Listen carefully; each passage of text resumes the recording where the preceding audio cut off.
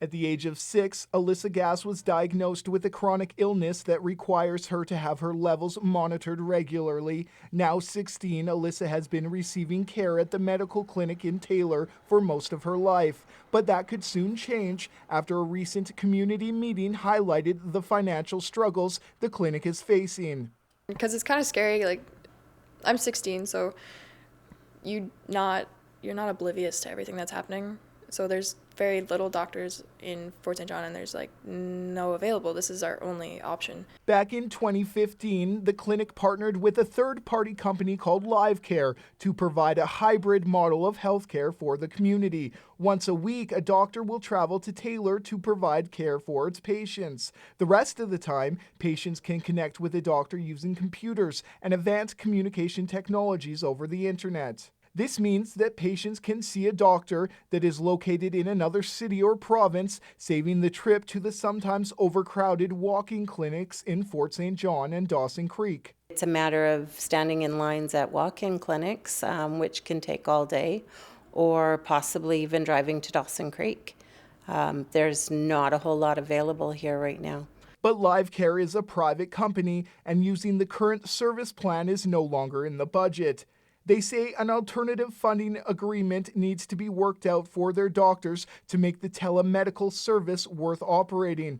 But residents and patients who use the clinic are frustrated the district, province, and LiveCare have yet to come up with any kind of deal. We don't have doctors here that can handle it. We don't have enough doctors.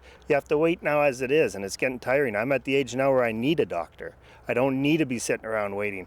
And if the government and the township can't get together and do the job, then maybe we should figure out some other way to do this job. I think it would be devastating for the community, actually. We had the father-in-law up last summer. He was up for quite a long time, 3 months or so.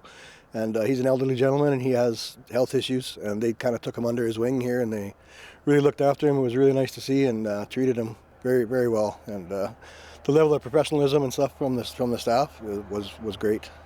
Over the next few weeks, the District of Taylor will be working with the province and LiveCare to come up with a different service model to try and keep the clinic open. On Monday, they will be meeting again to weigh all their options. So far, no official closure notice has been given, but the clinic could see its doors closed by the end of March. Staff here tell me that more patients coming through the doors would help greatly, and that they are always accepting new patients within the area. There are patients coming from all over the region, as far away as Chetwynd, and there was a number I had, and I just forget what it was, but it was on the document that I had there, that of how many people are driving over 100 miles to come down to this clinic and get service. So it'll be a huge loss to the area if we lose that service model. But as I said, we are committed to keeping that clinic open and just finding the service model that will work. So we need to have a family doctor. We need to be able to for her to have access to care on a continual basis, because her levels are monitored regularly. Every 3 to 6 months she has to come in. Alyssa says if the district, province, and LiveCare can't come to some kind of agreement, the loss of the clinic would have a major impact on the community.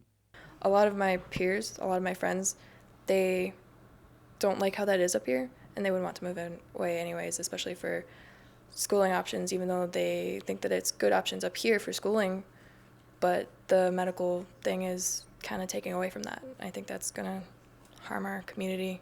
Brendan Miller, CJDC-TV News, Taylor.